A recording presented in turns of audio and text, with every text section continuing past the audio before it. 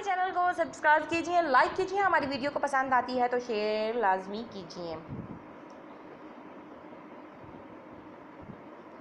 अस्सलाम वालेकुम फ्रेंड्स, उम्मीद है कि आप सब खैरियत से होंगे। फ्रेंड्स, आज मैं आप लोगों के लिए जो टिप्स लेकर आई हूँ वो है बाल तोड़।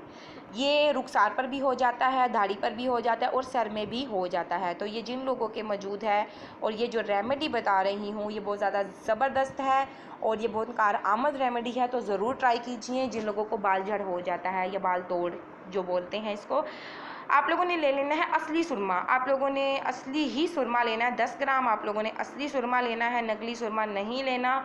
असली सुरमे का बहुत ज़्यादा फ़र्क पड़ता है।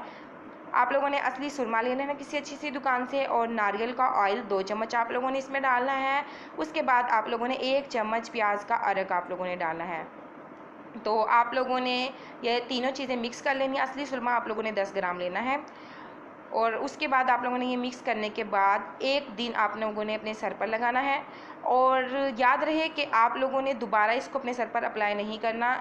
पहले आप लोगों ने जो पहला लगाया हुआ है उसको धोना है, फिर दोबारा आप लोग इसे अप्लाई कर सकते हैं।